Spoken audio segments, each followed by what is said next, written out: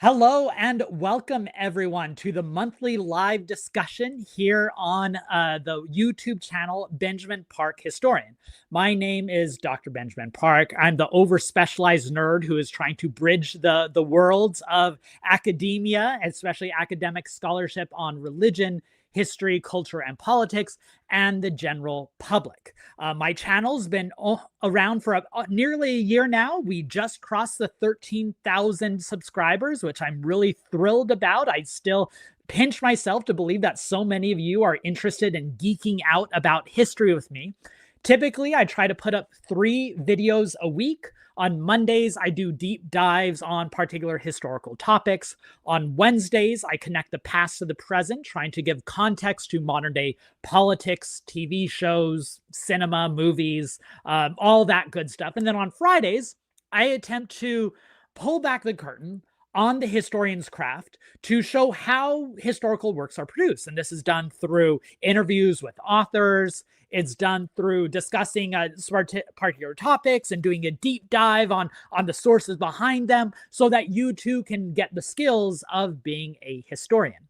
And the first Wednesday of every month, I do a live discussion. These live discussions are usually based on a particular theme. Maybe it builds off of my recent videos, or it might just be on a topic I find interesting, and I bring in someone whose opinion I think everyone should be listening to. And that's the case for tonight. But before we get to that live topic, I want to remind you of some of the videos that have gone up recently. In the last few weeks, I've done videos on debates over Book of Mormon geography theories within the LDS tradition. It's far more varied than you might think. And if you want to get a taste of how let's call it vibrant those debates can be, just look at the comments on that video. And those are just the public comments. I could show you some of the emails I've gotten from people about various theories, which are lots and lots of fun. I did a deep dive on the new LDS apostle, Clark Gilbert, and what his appointment tells us about modern Mormonism. I also introduced a brand new document that bears weight on the September 6th crisis, when 6 prominent intellectuals and theologians were disciplined by the LDS Church in September 1993. Something that the church has long said that was a local matter and the Salt Lake City institution was not involved. But this new document that one of my viewers brought to me kind of shows some evidence to the contrary. And I interviewed a few scholars on this document, and I also talked to Maxine Hanks, who was one of the September 6.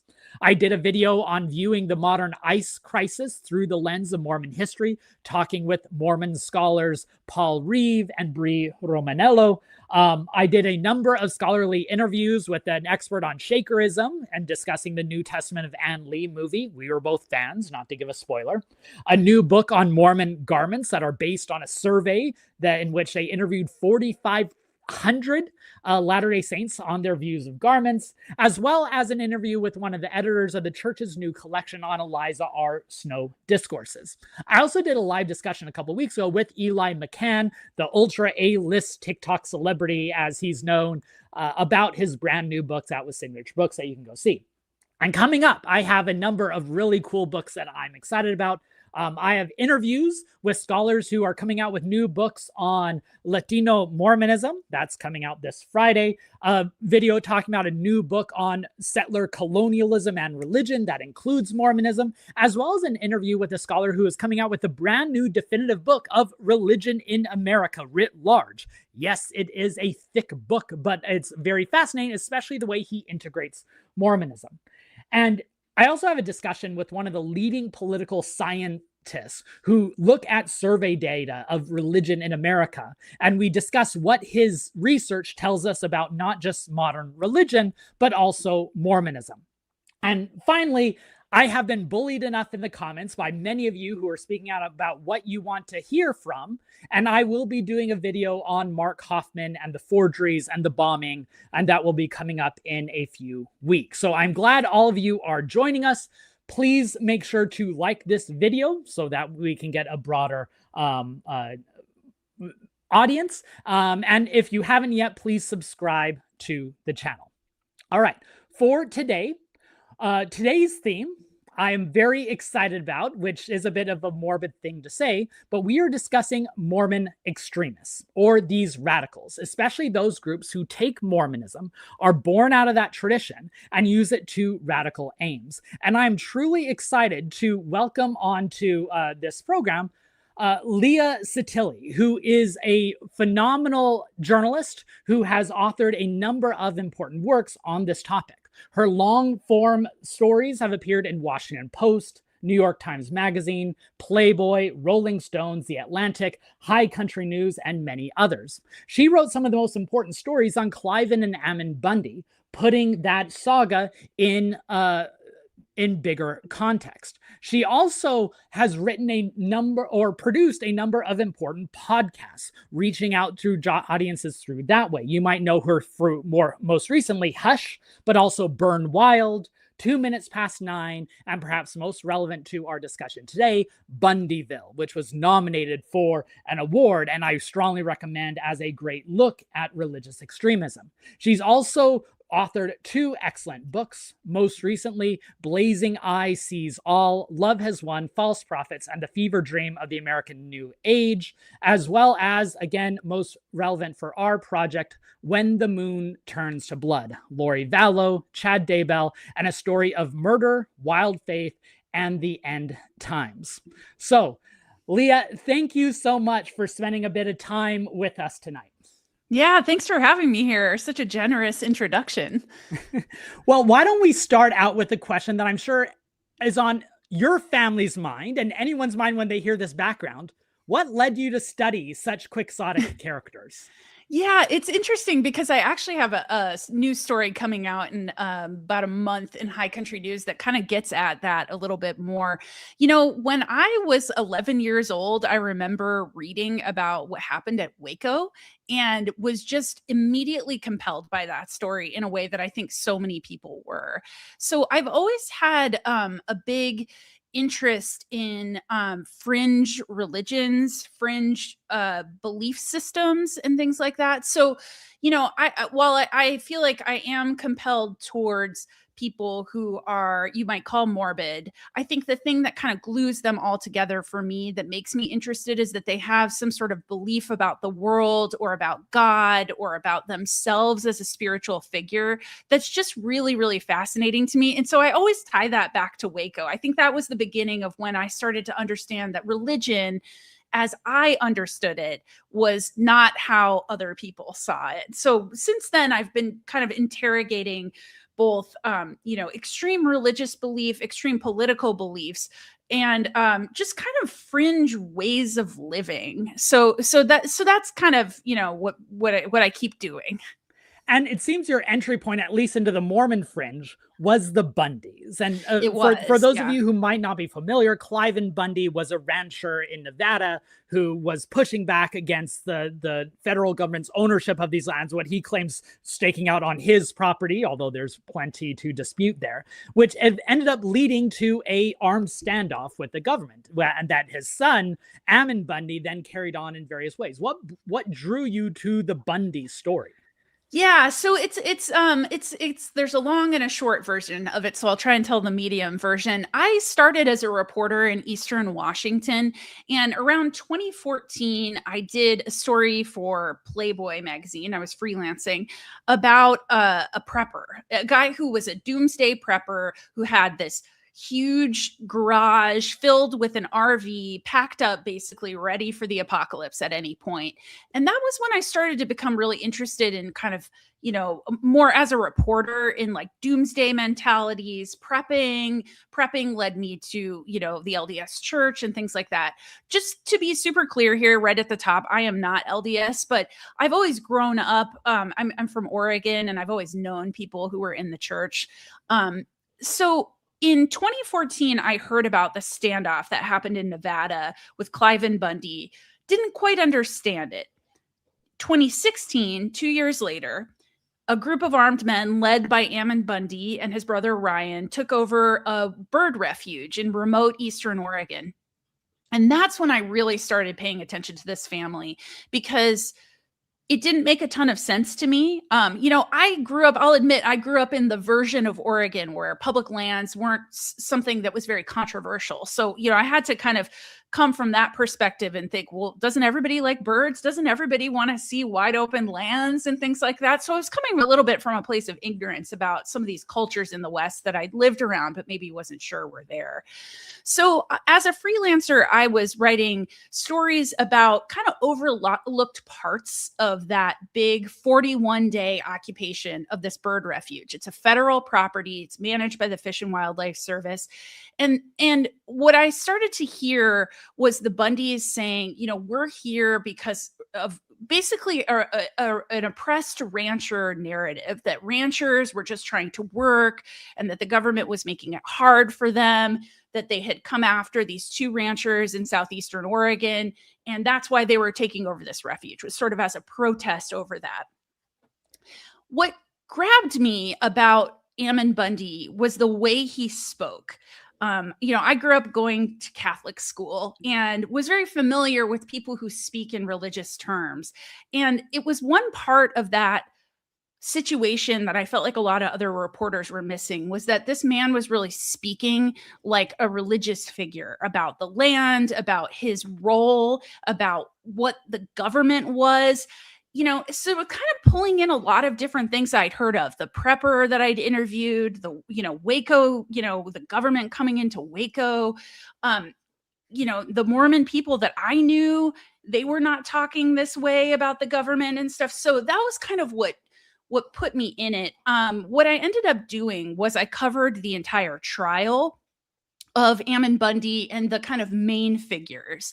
And as anybody who knows that story, they were all arrested. One rancher, one of the few actual ranchers who did come to the standoff, a man named Lavoy Finicum, who was also LDS, he was shot and killed during that standoff by the government. And it's sort of that death really infused this whole thing with, it became, before that, it was a large protest that people were trying, the government was kind of waiting for these people to leave. When Lavoy died, it inserted this real, the stakes went up quite a bit, I would say. And it was like, people are willing to die for this cause. And you have the Bundys really speaking about it in religious terms. So I covered the trial. Everyone was acquitted in the first trial, which meant they didn't go to jail. But immediately upon being acquitted, Ryan and Ammon Bundy were arrested and taken to Nevada, where they then saw charges for the 2014 standoff. So I just followed this family around for a while, and it just became a story I could not drop until I interviewed them, which I did, interview Ryan and Cliven Bundy extensively, Ammon to some extent, but many of their acolytes. And what I started to understand was that refuge occupation was a story about their family. It was about this kind of movement around public lands and ranching in the West.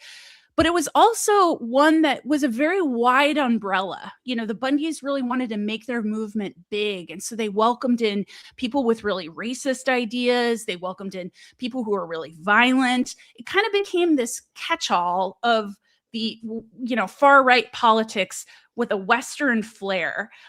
So that's what I did, and I wrote about the Bundys for years.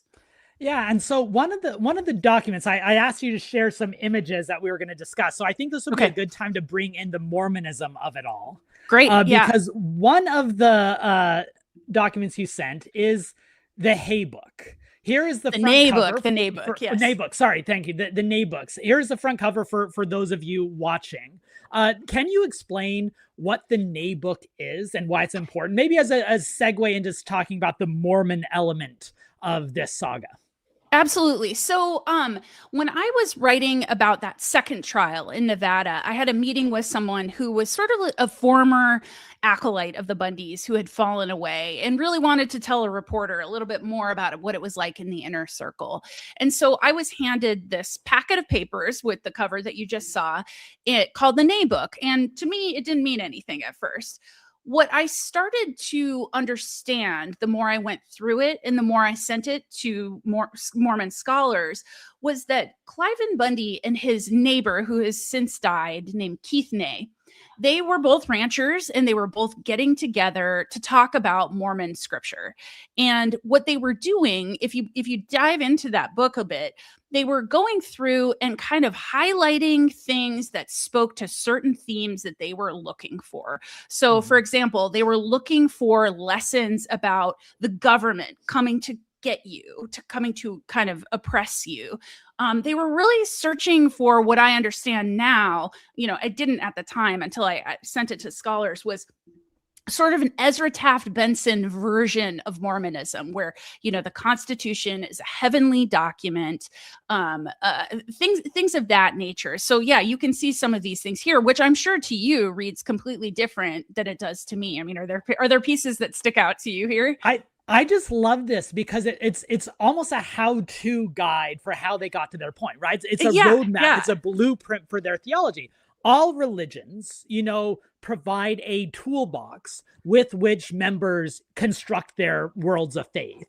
And here we see Cliven Bundy and his neighbor, Nay, I forget Nay's first name, but this idea that there are these principles within Mormonism that can be appropriated for this radical libertarian stand our ground policy. So we've had a few comments come up, and we're going to get to Daybell and Vallow in just a minute, and then we'll dig into all the questions. But someone asked, how different would the impact on extremism be if Ezra Taft Benson's presidency was actually him and not vastly Hinckley and his counselors? Now that's let me go ahead and go back to the main screen here. That's a good question for you. Yes. So I'll go ahead. So for those who may not be as steeped in the nerdiness here, Ezra Taft Benson was a Mormon apostle and then later a president who really cultivated this anti-government worldwide conspiracy ethos that he read out of the Book of Mormon. He adopted from the Cold War ethos, and then he maps onto the Mormon tradition. And many Mormon extremists see their ideas back to Ezra Taft Benson. I'm sure, I haven't looked through the Nay book, but I'm sure there are plenty of quotes from Ezra Taft Benson. Oh yeah, I mean, much of it, and in fact, there are things that Ezra Taft Benson wrote. So it was just very, for me as a reporter, again, when you are a reporter, you really learn a lot of things that you don't know about before. So for me, I was looking through this and saying, who's this Ezra Taft Benson guy? And then I learned very quickly they were looking for a very specific kind of Mormonism. And Benson was just one voice in leadership, right? There are counter voices like Hubie Brown, who offered, hey, maybe the United Nations isn't a coven of demonists. But the Ezra Taft Benson, because he was so public with those ideas and because of his ecclesiastical authority, it becomes this quasi-canon for many Latter-day Saints. And as you can see in this quasi-canon book of the Nay book that I think is quite indicative. The comment also mentions what happens if Ezra Taft Benson, during his presidency in the 1980s, was not actually medically incapacitated or having poor health, which is why Gordon B. Hinckley, who was a much more moderate LDS leader, was pulling a lot of the strings during those years. Although I think we can debate to what degree. I think it would be interesting to where you would have these Mormon extremists probably drawing on more recent Ezra Taft Benson stuff that he might have said as a president of the church, which would have gave it even more heft and maybe would have radicalized them even more. So I think on the one hand, Ezra Taft Benson's history provides this groundwork that builds a foundation for these extremists. Yet it could have been even more extreme had he been, in good health when he eventually elevates to the presidency. So let's move on, and then we're going to get to all these questions. But I want to lay some groundwork for the discussion here. You then, if the Bundys weren't extreme enough for you, you went to Chad Daybell and Lori Vallow. Well, what got you into that story and eventually leading you to write the book When the Moon Turns to Blood? Yeah. So, I mean, one part of the Bundys that then carried me into the Vallow Daybell story was their belief in the white horse prophecy. What the LDS people were sort of going to save the Constitution from the brink of ruin, yada, yada. I'm sure your viewers know all about this, fabled, as someone had described it to me, a Mormon urban legend about the white horse prophecy. So they really believed in that. And that was something I had a lot of conversations with them about was, the church disputes this. Do you have any issue with that? And they said, it doesn't matter. Like, we don't dispute it. We don't actually think the church disputes it. We're not listening to that. So when I heard about what was going on with Lori Vallow, so it was December 2019, it was right around Christmas, and this woman was missing from Idaho with her 2 children. And I had just started reading stories about it, thinking like, oh, what happened here? And I read one piece that said, she has cult-like beliefs and she might be hiding in a bunker somewhere. So, to me as a journalist, I'm like, I know about preppers. I know about the white horse prophecy. I know about people with cult-like belief systems. So I basically just went in thinking, does this woman have similar ideas to the Bundys? Because if she does, that's really interesting to me. If you're seeing ideas that at that point, I was kind of hooking to a more rural public lands mindset and an anti-government belief system kind of assembled around that. How dare you tell me how to use my land? If that was also being picked up by a woman in Idaho who was from the suburbs of Phoenix, that's interesting to me. So that was really, it was just that question. So at that point, it was just a missing persons case. Mm-hmm.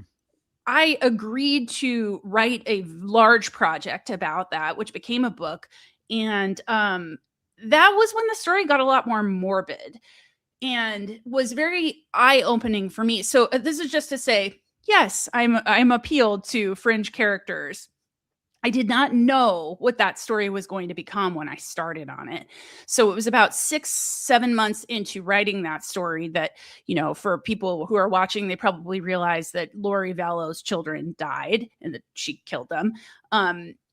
So their bodies were found. And that was kind of when I was like, okay, what am I looking at here?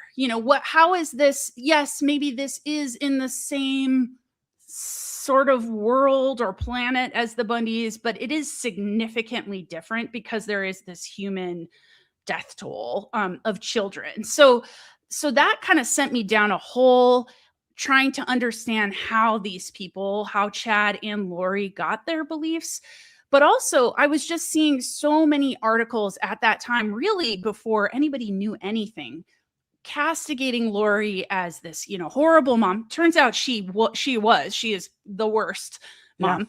Yeah. But at that time I was like, well, how do people know this? It just felt like people were really piling on her as kind of like, as, tabloid media tends to do. So immediately I became really interested in Chad Daybell.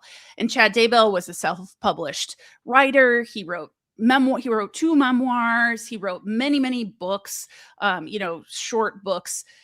So I just started reading his books to try and understand what his beliefs were. And so that's kind of where I went with the project. Yeah, and to give people a sense of these books, here is some of his oeuvre here. Yes. Chad Daybell. I mean, he was pretty popular with a wide audience and sellership that is pretty, I mean, as an author, we can at least respect the hustle, right? Oh, yeah, absolutely. Yeah. Yeah. So, he was great at like mining his own life for ideas, fictional or otherwise. Yeah.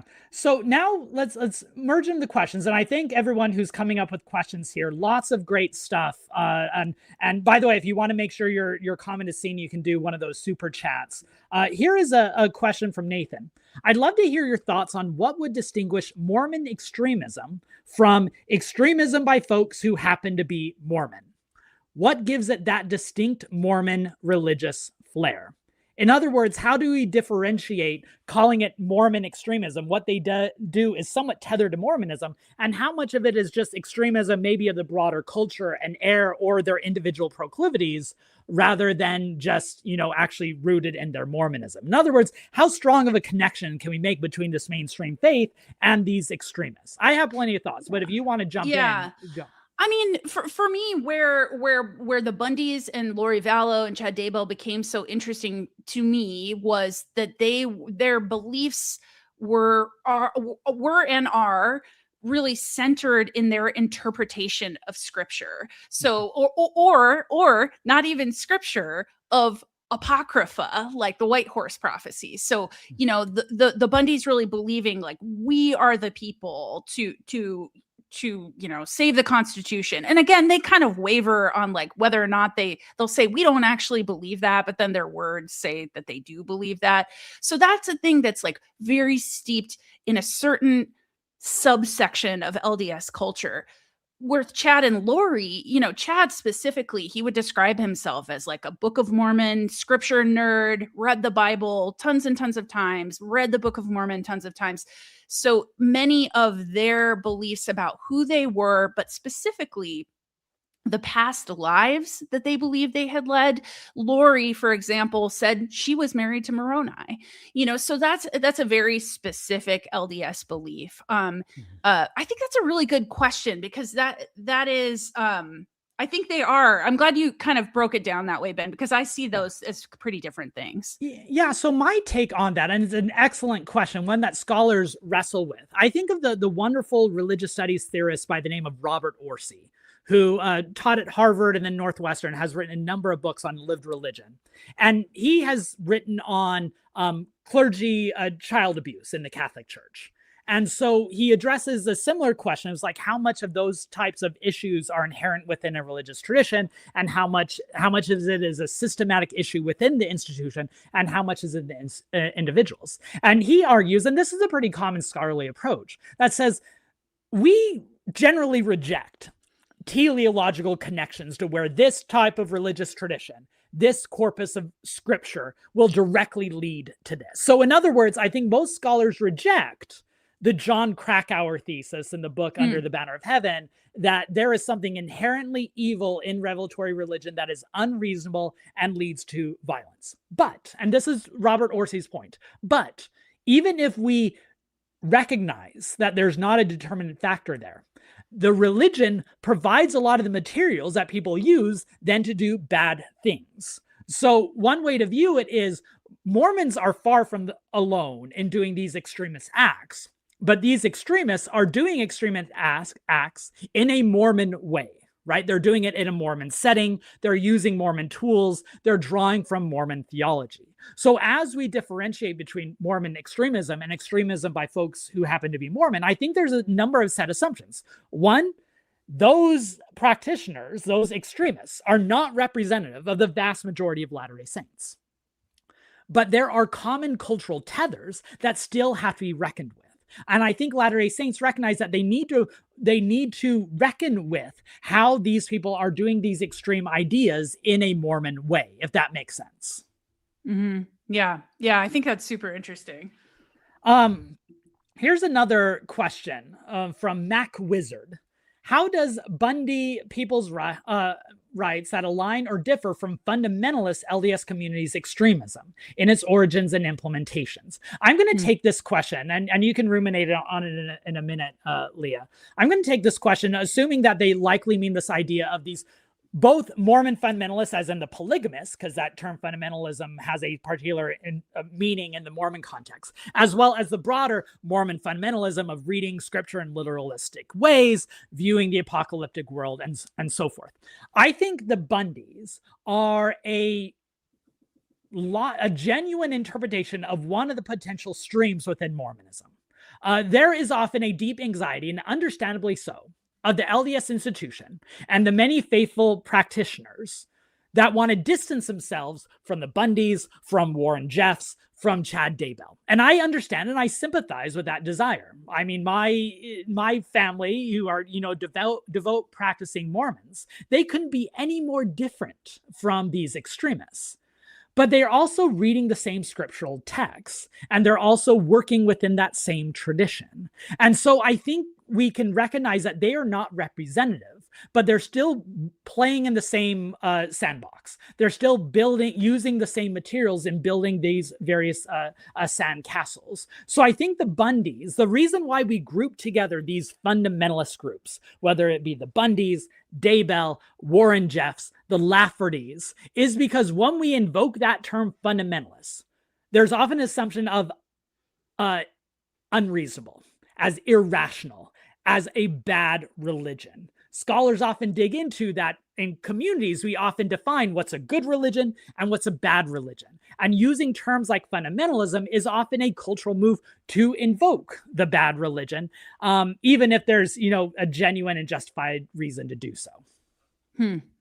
So I have a couple things here. I mean, the people's rights movement, I think, is one that I'm just really thrilled that your people watching this would bring up. That was kind of a West-wide, even further than the West movement, started by the Bundys in the aftermath of these trials, of which, no, they did not go to prison. But it was more representative, I think, of kind of old style sovereign citizen movements where people were building power on a county level. And that's really what the Bundys started calling for right around 2019, 2020, was to assemble networks locally. So basically you could subvert having to, call the police or, you want to get to the sheriff, that kind of thing. So we saw that play out in a number of ways over the West. But, I feel like the people's rights movement is pretty different from Mormonism in any way. I think where I find some alignment is in this sort of cultural comfort that I have seen within the Bundys movement to the more fundamentalist communities. So, for example, Lavoy Finicum, he lived very close to the polygamous communities on the Arizona, Utah, Nevada borders. And I don't think that that's something that makes, just because you live near someone means that you believe the same things. But I did see quite a lot, and I did report on this in some of the print stories I did for Bundyville, about just kind of this closeness, that his flavor of Mormonism was kind of coming from that geographic remote area where, it was pretty normal to know people who are fundamentalists. I think the other point of alignment with the Bundys, with Vallow Daybell, is this idea in kind of subverting church hierarchy, because you yourself are kind of getting revelation that you'd rather listen to. So I think that is another kind of, maybe in Daybell's case, really, yes, establishing himself as his own kind of prophet where people are going to him. Yeah. And this is actually a good point to the plug, because I forgot to do so in the beginning. If you're interested in all these Western topics, Leah just set out on a new independent journalistic endeavor, The Western Edge, that I hope all of you go check out, because yes, there's this wider world that they're participating in. And Mac Wizard actually asked a different question that brings in another, contemporary example. Are there through lines from pre-statehood anti-government sentiment and current Bundy people's rights position? Is that more revival of Bircherism or something else? So to unpack that question a little bit, right? There's, on the one hand, a long-standing tradition of Mormons going back to territorial Utah, who are basically the mind your own business political philosophy. Federal government, stay out of our business, especially when they were dealing with polygamy and so forth. And there's an anti-federal power influence that, of course, has remained within this Mormon tradition, especially in the libertarian age. And then we have more recent popping up. The John Birch Society in the late 1950s and 1960s became a very large, although still fringe, political movement in America that believed that the onslaught of communism and socialism to try to take over the world had infiltrated our government, our schools, our mainstream culture, and that we need to root out this cabal if we are going to finally achieve liberty. And Ezra Taft Benson, Cleon Skousen, other very prominent Mormon thinkers and leaders were involved in those John Birch societies. So I think at the heart of this very smart question is how much of these Bundys today are dating all the way back to that early territorial Utah anti-state idea, and how much of it is more recent vintage. And I'm going to give the very annoying historian answer of yes, both. Because I think what you get is, during that territorial debate with the federal government,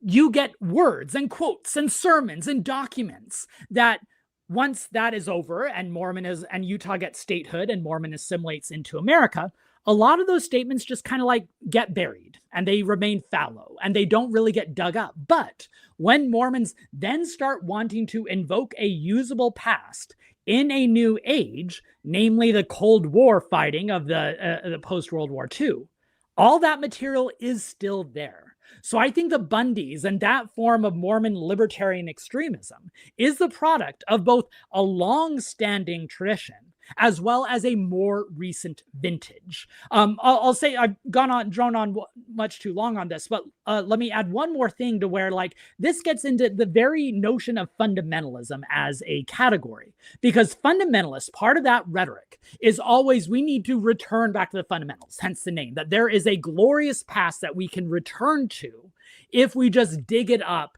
and peel back the layers of corruption and modernity. But in almost every instance, as I always tell my students when we discuss fundamentalism, which we did just this last week, all those modern fundamentalist ideas are just as modern an invention as the modernism that they're denouncing, right? When fundamentalists in the 1920s are denouncing evolution being taught in schools and saying we need to go back to the Christian interpretation of the Bible, of the earth being created in 6 days and man being, created by God on the 6th or 7th day or what have you. Those interpretations of the Bible were recent. They sound old. They sound like they're invoking a past idea, but they're always of recent vintage. So I think there's always, now circling all the way back to the question, I think there's both the materials from the the anti-government sentiment and pre-statehood that is then resurrected in a new context. And I would say resurrected once again with like the Tea Party movement, which is of course directly relevant to the Bundys today. Yeah, I think, my answer to this is just sort of more, again, about that kind of cultural and geographic element of things, specifically with the Bundys. When I come into stories, often I am not the first reporter on it. So I'm always trying to ask people questions they haven't heard before or present new ideas to get new information. So when it came to the Bundys, what I noticed was when I interviewed Ryan and Cliven Bundy, they both really lit up when I asked them questions about, raids of polygamous families back in those early days. And the ways that they spoke about that time, this is a few generations back, but there's still a pain that's really fresh in some ways. But a topic that even got them more excited was about the Nevada test site and how nuclear fallout from the Nevada test site fell on Bunkerville. So literally fell on their farm, their ranch, that their ancestors had been working that land. So this is just to say, I think that it's super important sometimes to try to track these cultural stories that get passed from generation to generation about why we don't trust the government. This is something that I feel like I bring up a lot when I mention the anti-government movement, especially now. People will say, anti-government, what's wrong with being anti-government? So you have to kind of give a little bit of a flavor of their specific anti-government views rely on stories they were told, an oral history of mistrust towards the government, and then their own personal lived experience, like you say, in the modern context of coming up against that government in a negative way. Yeah, we were talking about before we went on this brand new book on the Ruby Ridge crisis in the 1990s that I'm sure many are familiar with, where there was a survivalist Christian identitarian family who got in an armed standoff with the federal government and the FBI. And what really has stood out to me as I've been revisiting this episode in the book is how much they just have layers and layers of histories under their belt, right?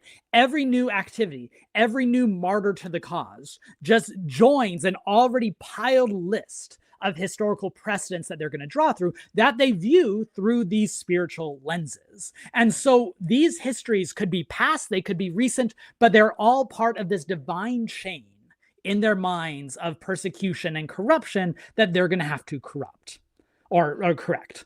I want to give a shout out to Nathan for, I feel everyone grew up with at least one older gentleman in their ward that got up on Fast Sunday to share his testimony about the government. This is absolutely my experience. I could go on and on about the old dudes in my ward growing up. So yeah, I think this is embedded within the tradition. All right, let me get So someone asks, have you seen the recent polls on Christian nationalism from Pew? Very interesting how the breakdown for LDS was almost 50-50. So this is a reference to a recent Pew survey asking people of do they identify as Christian nationalism or do they participate in Christian nationalist ideas. Christian nationalism idea that has long been around, but has recently become polarized and connected to a cultural identity of the religious right.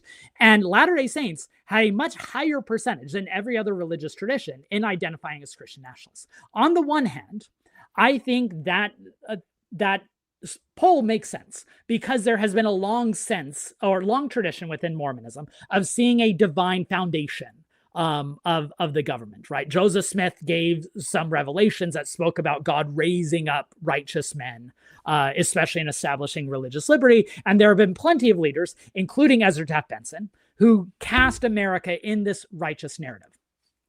Now I'm going to caution what I just said by saying that when Latter-day Saints are asked about Christian nationalism, that word, that phrasing might mean something very different to them than, say, the evangelicals who are fighting for Christian nationalism on the stages, on the various public stages. Because I think many Latter-day Saints might not know all the political baggage that goes with a term like Christian nationalism. So are there Latter-day Saints who buy into the right-wing vision of restoring a Christian nation and cutting back on the corruptions of modern progressivism? Yeah, and I think that number is rising. But I don't think it's 50%. Like that survey seems to imply. Leah, do you have any thoughts on just Christian nationalism as a growing movement in general today? I mean, how much time do you have? I think that I haven't seen this survey, so I can't speak specifically to it. But, it isn't surprising to me in the slightest that there would be maybe some sort of elevated numbers of LDS people who identify with Christian nationalism.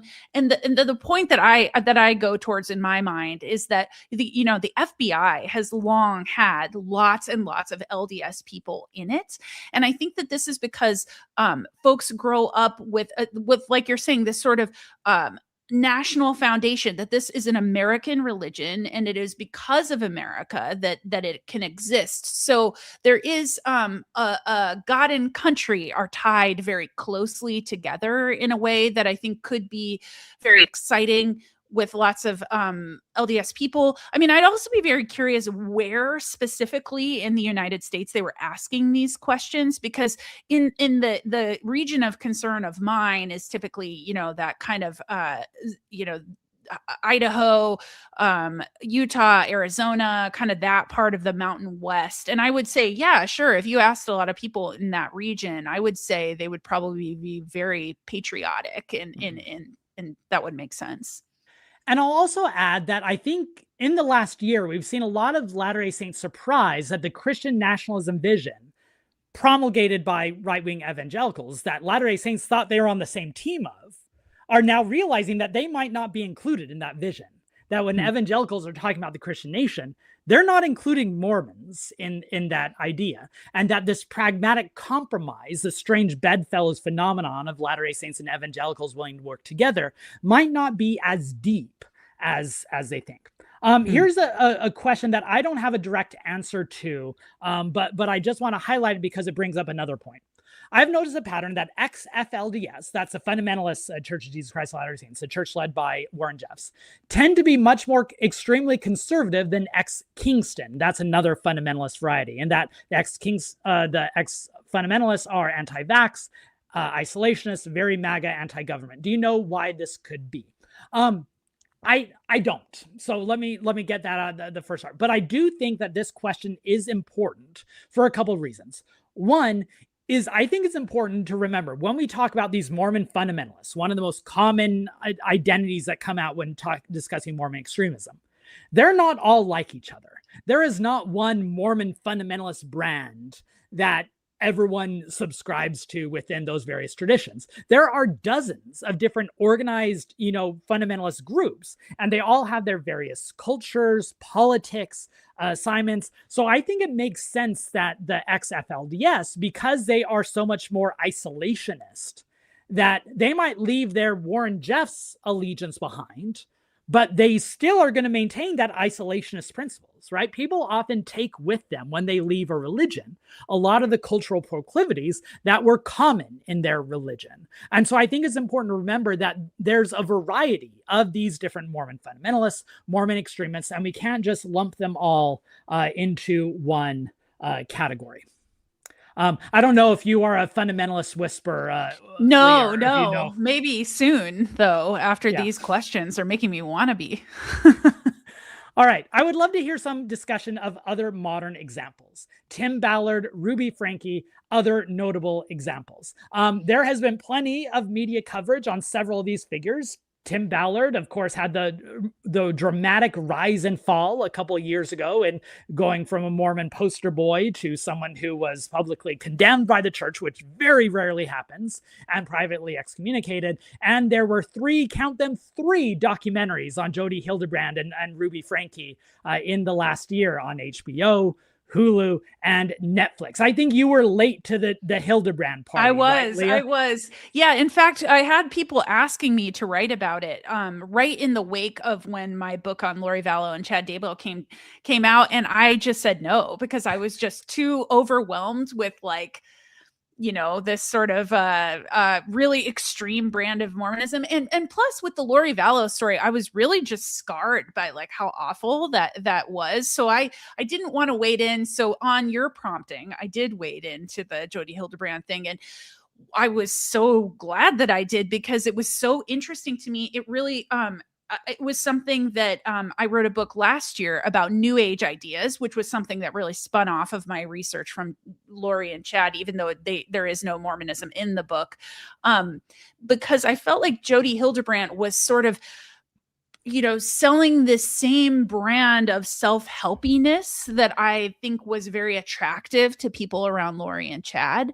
And I think speaking to that kind of inadequacy issue that is clearly felt by lots of Mormon women, and of a lack of power. So in all of the projects that I do and have done in the last few years, I'm really interested about women and power and how women get power. And so that was one thing that was really interesting to me about Lori, was what sort of words and personas she was invoking to get power. And I saw Jodi Hildebrandt doing similar but different things.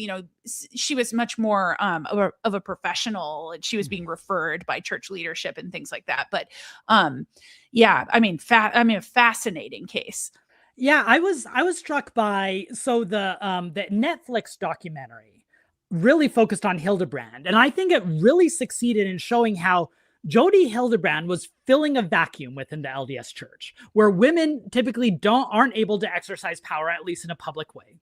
They're not able to exercise authority, especially in leadership positions. And Jodi Hildebrandt spoke to that anxiety that many women had, that kind of gave them some control, especially over their sexuality. And that was one element of the Netflix documentary that really stood out to me, that these extremists, and I think one of the commenters made this point, extremism is often responding to sociocultural, socioeconomic, social, ethnic anxieties and fears, and fulfilling something deep that is not being fulfilled. And Absolutely. One of the ways these women are able to speak up in these positions and get followers is because they are addressing a need. They are scratching an itch that many people follow.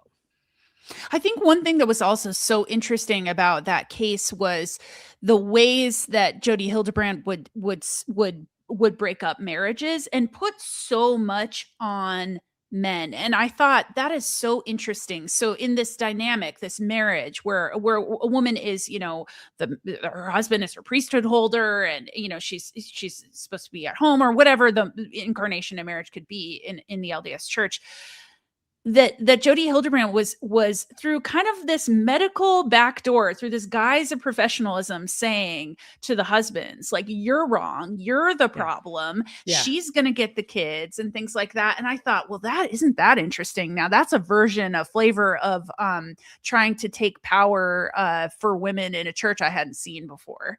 Yeah, and that reminds me of one of the points that really stood out to me in the recent documentaries. And I said this in a couple of YouTube videos that I did one YouTube video on the Hulu series and then one on the Netflix show. what stood out to me is how much Jodi Hildebrandt was an inverse version of Warren Jeffs. That she is taking control of families, splitting up couples, demanding them to pledge allegiance to her. That it even takes place in the same red rock dominated southern Utah sphere that often dominates the landscape of these documentary pictures. That they are taking advantage of this mantle of authority that is often laying there ready for people to pick up within the Mormon tradition.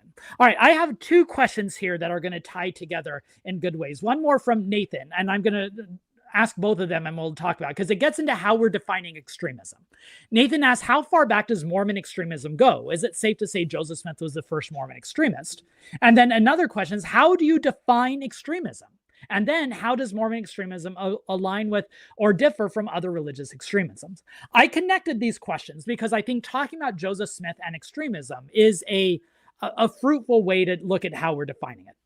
When I define extremism, I'm saying that there's typically a spectrum of acceptable discourse in America of what's defined as good religion, what fits within those parameters, and especially as a core component, being willing to engage with the broader world and recognizing a sense of interdependence within society.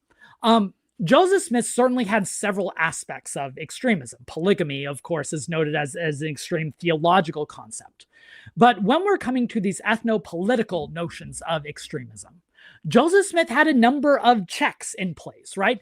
When he announces the building of the Nauvoo Temple, which is the culmination of these radical theologies, he also announces the Nauvoo House, which is going to be this hotel where we're going to host dignitaries from the broader world and come and visit with us and, interact. And Joseph Smith did plenty of things that fit within the mainstream.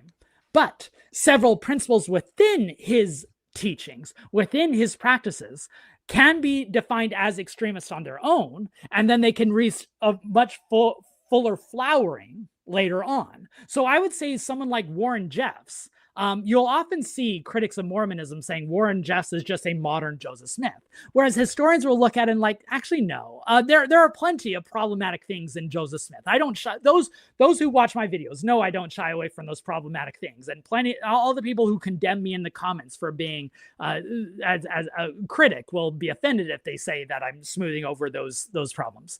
But I think we also need to recognize that Joseph Smith was operating within a space in society that other extremists like Warren Jeffs are not. So, Leah, how do you define extremism when you're looking at these odd cases who might have extremist beliefs, but are they overall holistically extreme? Yeah, I think this is a really great question. I'm glad you took the Mormon extremism angle, and I'll just take the extremism part, which, I wrote down a couple of things. I think extremism is when a belief system is taken beyond the boundaries of what an institution says that it should be. So, in this case, the LDS Church says, for example, we don't believe in zombies, but Lori Vallow and Chad Daybell say we do, and we think that these people have become zombies. So that is an example of going beyond the scope of what, outside the walls of the church. I think in extremism and more generally, there can be a sense of dependence on a personality, so that these beliefs that are being pushed are really contingent on praying to a person, giving money to a person, funding someone, that sort of thing. And then I also think there can be a victimization component that people, in order to be a part of it, they have to give up potentially being near their family or being shunned by a wider institution. So, but I do think, this is kind of much broader than Mormonism, but like for me, I have looked at how extremism can be fluid and can change. So specifically, you mentioned a project I did a few years ago called Burn Wild, which is about environmental extremism under the Earth Liberation Front in the 1990s. And I bring this up because what that group was doing was they were so invigorated by these ideas of global warming, of climate change, that they were taking action to sabotage things that they felt were destroying the environment. When I say these words, and maybe a kind of liberal context in these days, that might not actually seem to be all that extreme. So what that project was examining was, yes, in that time, what they were doing was very radical, and it still is. But has it changed as a large majority of the population has accepted that climate change is real? Can you view extremism through a different lens at this point? So, I think in terms of religion, that can be the same, but I try to take that wider view of extremism and see, like, are the acts, the sins or whatever, do they still hold up when culture changes? Yeah, those are great points. All right, I just looked through the comments. We have lots that have come in, so I'm going to try to be briefer in the responses. Two comments from Jared Broderick again that I think we're going to take in tandem. I'll take the historical perspective, and you can bring in the modern one, Leah. Many scholars, Kathleen Flake, Patrick Mason, Terrell Givens, etc., note that apocalypticism has always existed in Mormon thought, but has historically been moderated by institutional authority. And then second, in your view, what conditions cause apocalyptic belief to move from a symbolic theological framework into a literal militant expectation, as seen with figures like the Daybell? So I'll let you talk about the Daybells in a minute. Let me talk about the historical tradition. I mostly agree with that statement. I mean, I'm definitely not one that would want to disagree with Kathleen Flake, Patrick Mason, and Terrell Givens, who are phenomenal scholars. I would just say that there have been moments where that apocalypticism, which is always bubbling below the surface of Mormonism, has come out and has not only not been moderated by the institutional authority, but has been enabled by the institutional authority. I think the Utah War crisis and the Mormon Reformation in 1856 to 1858 was a moment when the institution was actually drawing on this apocalyptic rhetoric to some very extreme consequences, including the Mountain Meadows Massacre, of course. But there are other cases like that where the teachings of blood atonement, all understood within this apocalyptic sense, also flourished. And then in the 1880s, when Mormons went in the underground and denounced the federal government, and John Taylor spent most of his presidency as a fugitive from the law, that was also in the context of apocalypticism, where they believed we can hang on to these polygamous ideas and not concede to the federal government because the world is going to end soon. It's not a coincidence that, if you'll remember, Joseph Smith gave a prophecy that I forget the exact section of the D&C it eventually gets canonized in, where it says, if you live to X age, you'll see the face of God, whether that means that they'll die and see the face of God or that will be the second coming.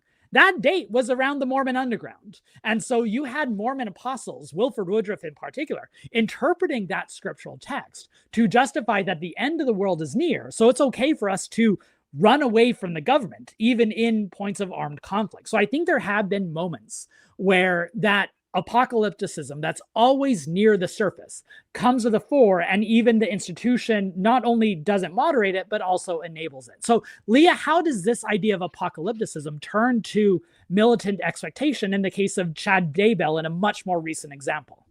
Yeah, I think, for me, I with that project and with my other project, Blazing Eye Sees All, I was trying to examine what was going on that would kind of might lead people into this headspace. I think with the Daybells, there's obviously this growing political divide that you're feeling in the country, but specifically in the West. And what Chad Daybell really capitalized on is how invigorated people were within Mormon pop culture spaces around these books that people were writing about, like Visions of Glory, and where there was sort of this apocalyptic future, and here is how here's how you will get through it, or offering kind of answers, or at least to indulge in that the apocalypse could be coming. Here's how the people who survive get through it. And that's much of what his books were about. And I think that speaks to something. I really put it on a lot on the political divide that was really kind of many years underway by the time these things happened with the Vallow Daybell. But I think that also goes to show that there is this inclination within the LDS faith where people really want to level up their faith and go beyond, and why would someone want to go beyond what the church is thinking? in talking about. I think that it is that they're not quite getting the satisfactory answers that they feel that they need for the things that they're concerned with. And I think that that's where Visions of Glory, Julie Rowe, Chad Daybell, name your, modern day, wannabe prophet. That's what they were all kind of capitalizing on. So connected to that, one of the images that you sent me that connects to this apocalypticism versus institutional control is this spurious materials note. Right. That I'll have it up on the screen here. People can look at it, and then I'll put us up on the screen and you can talk about it. What's going on here in the church trying to control one example of this extreme idea, which is Julie Rowe's teachings? Yeah, so in 2015, Chad Daybell sees that this, these sorts of books, these visions and dreams and visions books are hot. They are selling well. He is running a business and he wants to continue writing his books. So he hooks up with Julie Rowe, who is writing these books, and she puts out one that the church deems spurious material. And I think that it's because, it is, again, it's going so far outside the boundaries of what the church says is okay. But it's also, you see with her specifically, she was really trying to build a platform for herself. She's giving speaking events. She's really seeing a cash cow in this visions and dreams stuff. So that's where I think there was enough questions coming into the church about how, dreams and visions is this a form of revelation? How cool is this for us to be talking about it? When they start seeing that these things are hitting bookshelves, they're on Amazon and they're selling well, and hundreds of people are coming to these events, I think this is the church trying to put that genie back in the bottle a little bit and say, this is spurious. Now, in the aftermath of this being deemed spurious, Chad Daybell and his daughter Emma, they really take to the internet to try to capitalize on that crisis and say, it's not spurious. We know Julie. She's the least spurious person in the world. And so they're really trying to say, now people, this is what people don't want you to hear. This is what the church is trying to tamp down. And what does that sound like? This is a classic conspiracy theorist. This is what they don't want you to know. And that's kind of what's going on there. Yeah, we don't have time to get into this question that someone asked, but they brought up this very issue: is when the church actually disciplines and steps in, does that actually quell that flame, or does it take it to a new degree? And as you know, it just further adds to their martyrdom complex. It confirms their conspiracies that the church is out to get them, which I think we see recently with Tim Ballard, who has accused the LDS church of being part of the deep state. I mean, imagine someone who used to be, such a prominent figure within that church is now able to invoke the deep state in denouncing the church because the church excommunicated him. So I think there definitely is that dynamic.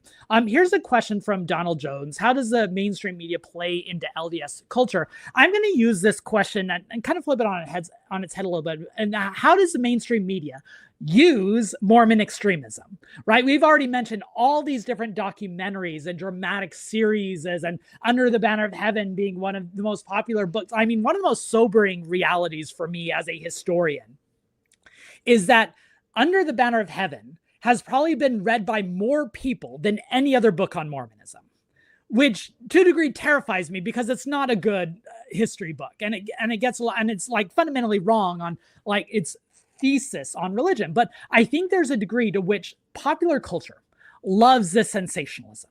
There's a reason why there's 3 documentaries on Jodi, Hildebrandt, and Franke, because there's often this suspension that is deep-seated in the in American history, that there's something behind those Mormon smiles, that they might seem nice and bring casseroles over when you're sick and, cook the most delicious funeral potatoes.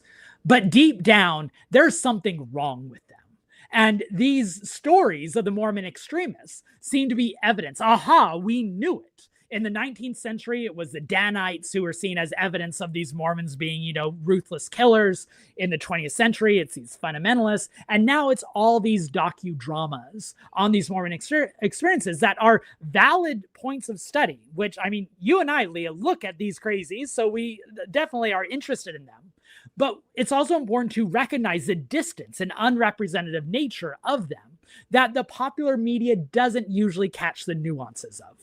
Yes. I mean, I have many, many things to say about mainstream media. And one of my biggest criticisms is the tacit judgment that you see of anyone not living by the way that the people who work in the New York Times office think that they should, so anything that is beyond a certain geography, that is out west, which is a term that drives me crazy, is sort of seen as a little odd, as a little weird. So I think mainstream media really approaches the LDS faith and the culture with a lot of judgment, and I think that really plays into people not trusting media, especially around these issues. When it came to writing about Lori Vallow and Chad Daybell, I remember I was like, I see where this is going. Again, I didn't know that there would be dead children in this book, but I saw where it was going. And I thought, I have a lot of experience on this issue, and I do not approach this with judgment. And I want to get in and tell this story before somebody else screws it up. And, I think a lot of people probably thought I screwed it up, but I think I was coming at it thinking, if this story just gets true crimed, it is going to lose all the instructive value. And that if people, lost their lives, I sort of feel like I had an obligation as a journalist to handle the story with care and show there is something really big that we need to all stop and meditate on, that is not just Mormon, it's American, and it's about violence. And if I can embarrass Leah for a moment, I often tell people when I talk about these cases that your book, When the Moon Turns to Blood, accomplishes what people mistakenly think Under the Banner of Heaven accomplishes, right? People think that Under the Banner of Heaven succeeds in showing the deep, ugly underbelly of religion. But in doing that, he's actually trying to take these wide swipes at religion. I mean, he's writing that book. Under the Banner of Heaven, for those who might not be familiar, is about the Lafferty brothers in the 1980s who killed their sister-in-law and an infant child. And he writes that book in the wake of 9/11. And he says quite clearly in the introduction, my goal is to understand religious extremism. And he goes beyond using this one case study of the Laffertys to then condemn not just Mormonism, but revealed religion in general, saying that as nice as they might appear on the surface, there is something illogical, irrational at the heart of the belief in revelation that is going to lead to violence.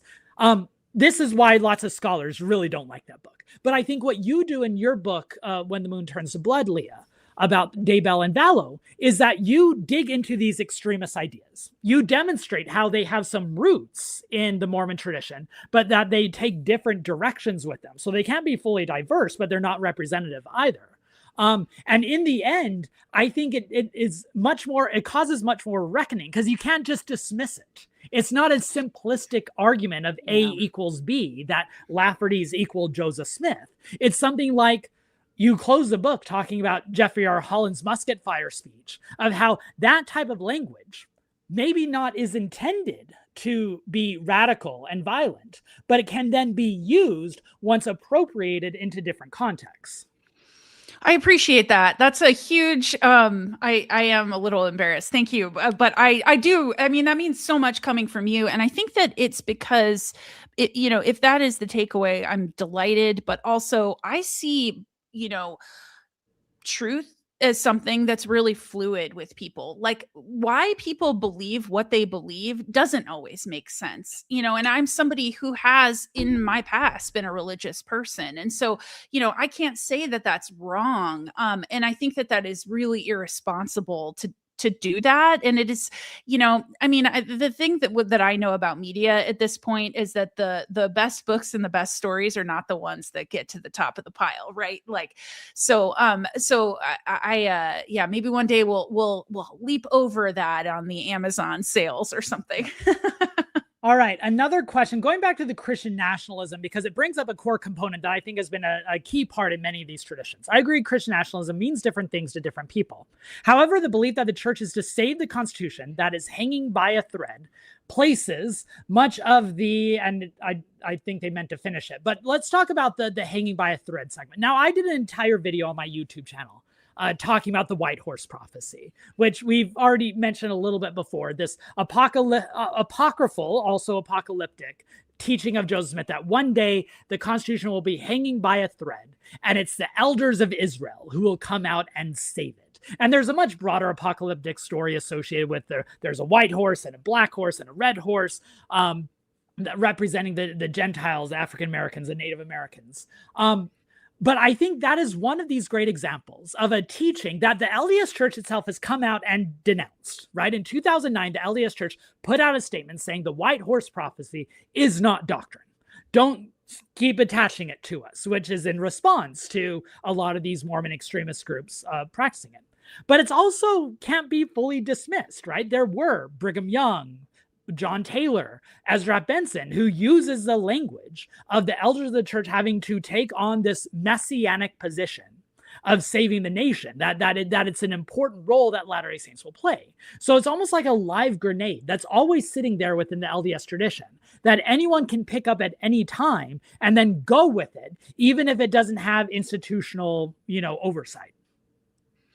Yeah, I don't have a ton more to add here, but I agree that Christian nationalism means many different things. One anecdote I can offer here is that when I did the first season of Bundyville, it was about what the Bundys believe. It was about their movement, their family history, and the LDS Church.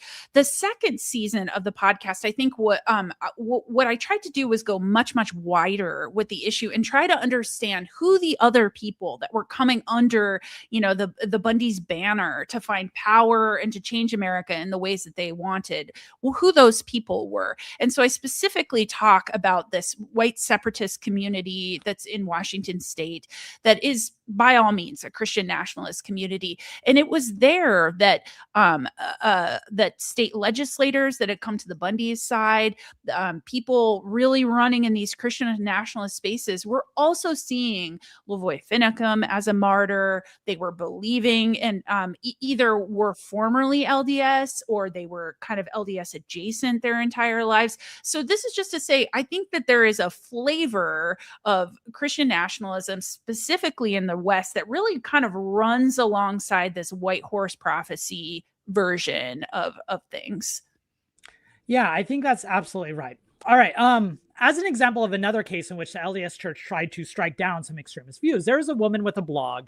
She was supposed to speak at the Charlottesville, Virginia rally, the Unite the Right rally. That was one of the most, the largest expressions of white Christian nationalism and racism in American history. One of the speakers was, I'm forgetting her name. It's Ain something.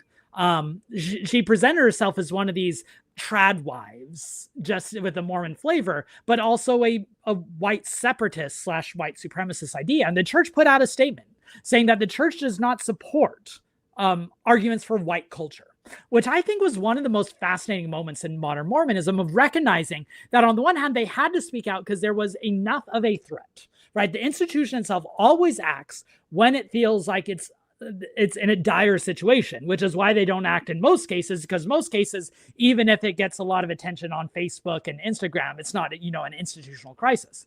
But that was an institutional crisis. Then they had to come out and denounce these appeals to white culture within the LDS Church. And I think we can think of other examples as well. So let's bring in this white Christian nationalism component, Leah. How has that played a role in the various groups that you've looked at? A lot of them.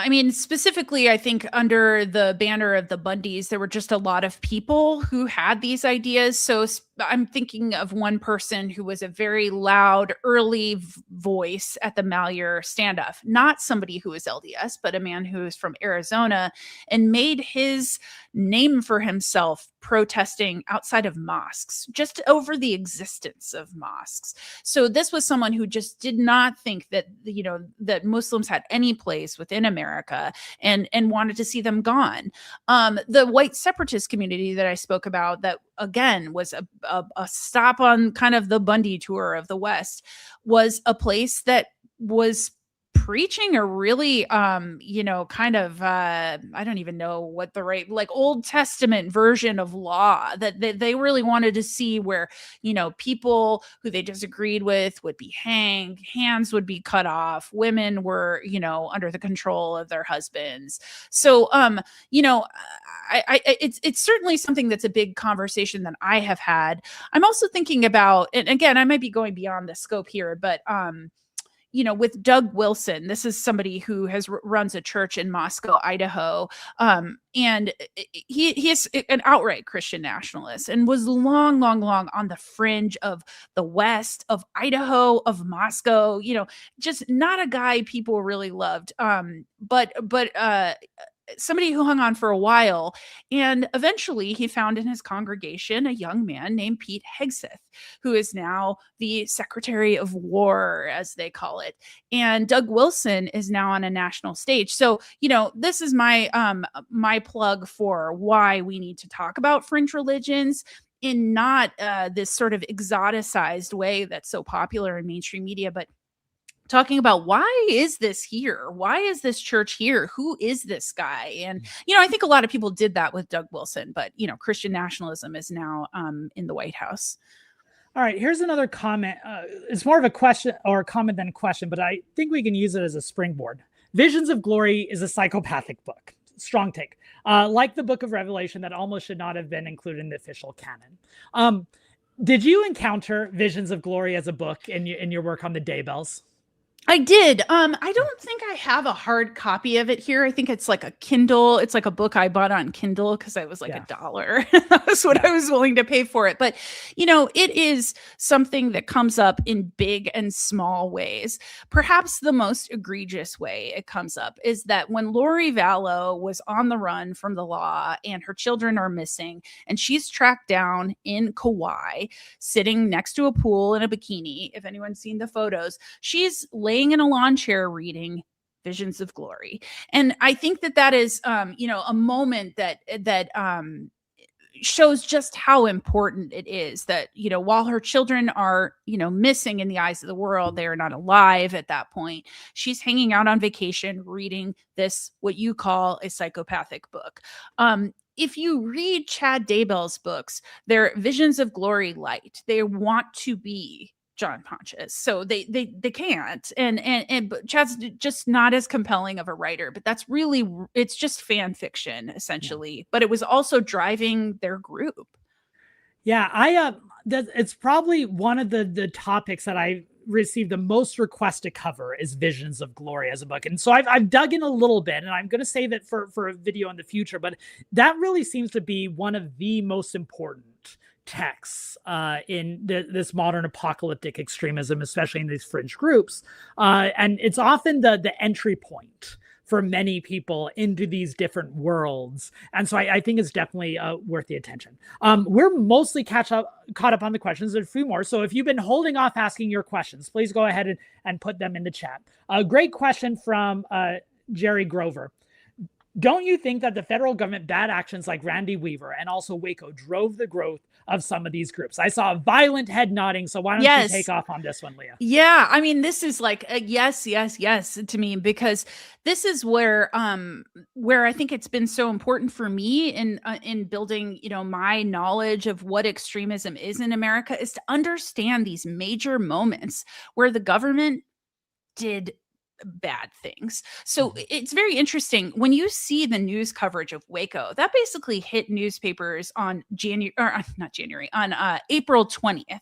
It happened on April 19th. Coverage in April 20th newspapers showed the White House saying, "We made mistakes. We screwed up." Right away, they were saying that. If you can imagine, I can't even imagine that kind of, repentance in this modern political climate that we're living in. But Ruby Ridge, again, here is a moment where a woman is holding a baby and is shot in the head by a sniper.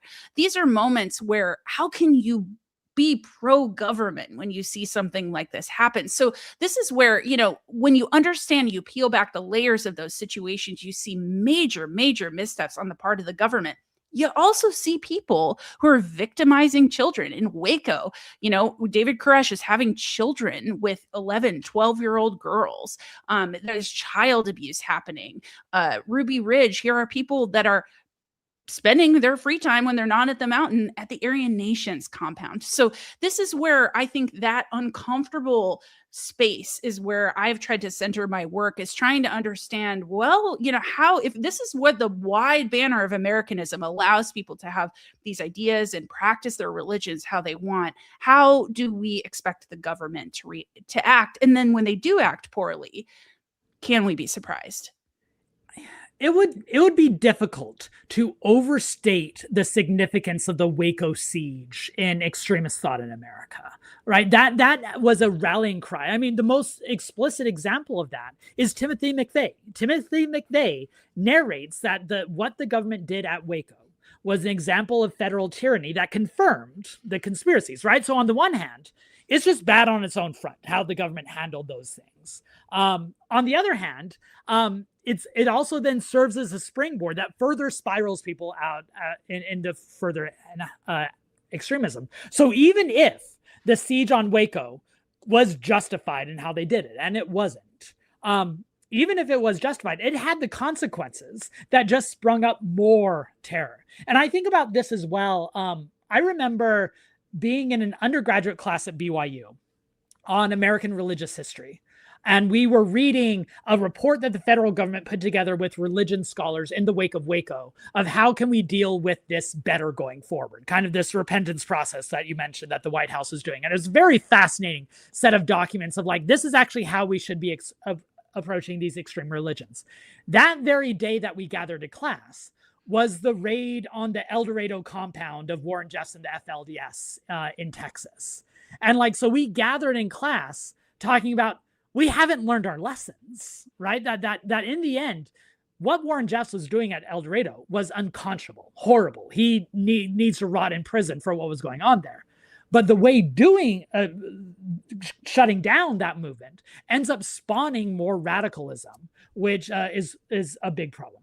All right, a great question from Jared Broderick that's right up your wheelhouse, Leah. In the Daybell movement, women often appear simultaneously empowered through spiritual authority, yet constrained by patriarchal frameworks. How does gender operate in Mormon fringe theology? So interesting. I mean, this was what fascinated me by Lori Vallow, with her group, which was not a large one, I just thought it was so interesting the way that Lori positioned herself as kind of the translator for Chad, that there was a group of women, they all kind of curled their blonde hair the same, and they all hung out in the same kind of suburban spaces.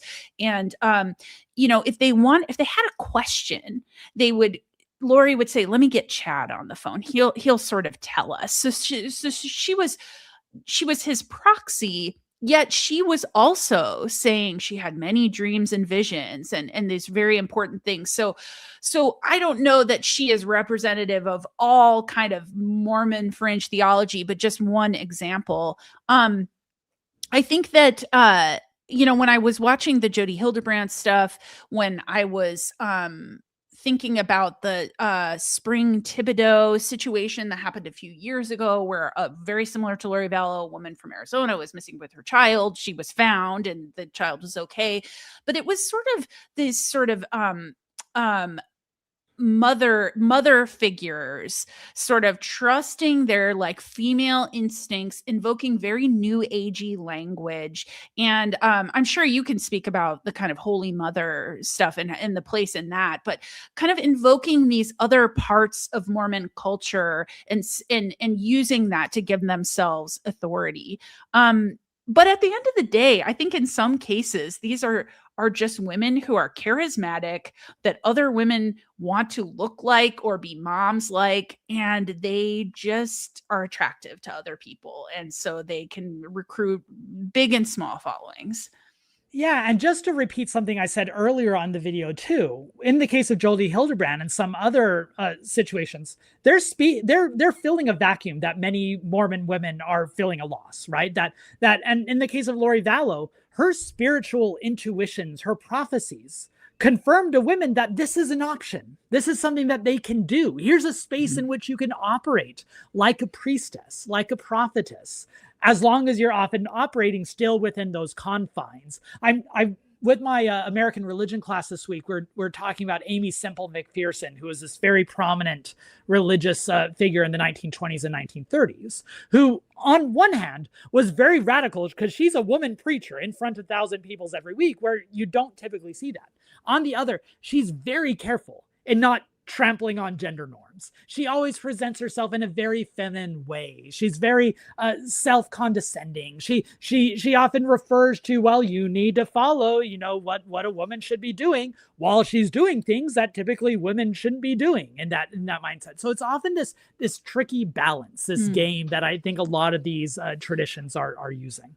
I want to say one more thing, sorry, on that you're reminding me of. There's this this really telling interview that Lori Vallow did with the police in Arizona, where she is sort of taken aside and asked, like, what is going on here? I believe this is after her fourth husband had been killed by her brother, which is a major part of that story we won't even get into. But she's being interviewed by a female detective, and what she does is fascinating. She kind of engages with this female detective and is like, these men, they think that they can treat us like this. They think that they can act like this. And this is just how they are. And you see this kind of moment. And maybe the detective, I don't think she knew what was going on, but she's like, yeah, totally. And who walks out the door of the station is Lori Vallow. She's fine. She goes, and she then goes on and lives her life for, many more months. So this is just to say, I think that with Jodi Hildebrandt, with Lori Vallow, with people I've written about within the Love Has Won cult, it was really, that was not Mormon, but,